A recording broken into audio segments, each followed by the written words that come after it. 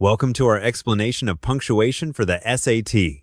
The SAT Writing and Language section tests your understanding of punctuation rules and how they affect sentence structure and meaning. You'll need to identify correct punctuation usage, recognize common errors, understand relationships between clauses, and choose the most effective punctuation for each context. The test focuses on 6 main punctuation marks: commas, which separate items, clauses, and phrases; semicolons, which join independent clauses; colons, which introduce lists or explanations; dashes, which set off information with emphasis; apostrophes, which show possession or contractions; and periods, which end complete sentences. Commas are the most frequently tested punctuation mark on the SAT. You'll need to understand their various uses. First, commas separate items in a list, as in, I bought apples, oranges, and bananas. Second, they set off introductory elements, like, after the game, we went home. Third, commas separate independent clauses joined by coordinating conjunctions, which you can remember with the acronym FANBOYS: for, and, nor, but, or, yet, so. An example is, she studied hard, and she passed. Fourth, commas set off non-essential information, as in, my brother, who lives in Paris, called. Finally, commas separate coordinate adjectives that independently modify the same noun, like in, it was a long, difficult journey. A common error tested on the SAT is the comma splice, where 2 independent clauses are incorrectly joined with only a comma.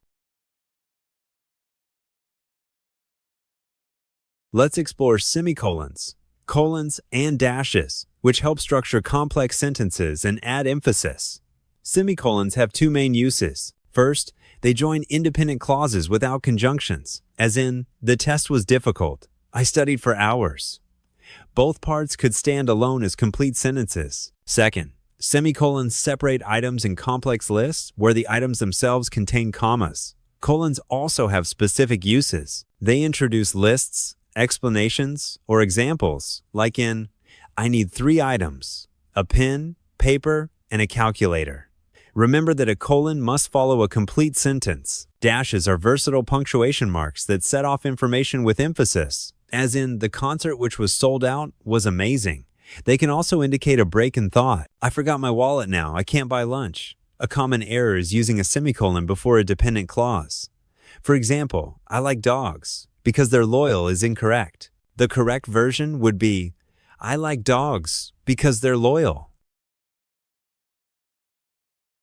Now let's discuss apostrophes and end punctuation marks, which are essential for clarity in writing. Apostrophes have 2 main uses. First, they show possession, as in, the student's book is on the desk. Second, they indicate contractions where letters have been omitted, like in, I don't know where he's going. A common confusion tested on the SAT is the difference between its and its. Its without an apostrophe is the possessive form, as in the dog wagged its tail. Its with an apostrophe is the contraction of it is or it has, as in it's going to rain today. End punctuation marks include periods, which end statements like the SAT is on Saturday. Question marks end questions, such as, have you studied for the test? And exclamation points show emphasis or strong emotion. The SAT often tests whether you can identify when a sentence is complete and needs end punctuation versus when it's a fragment that needs to be connected to another clause. Let's summarize what we've learned about punctuation for the SAT. First, understand the function of each punctuation mark and its correct usage. Commas separate items and set off elements. Semicolons join independent clauses. Colons introduce information after a complete thought. Dashes emphasize information.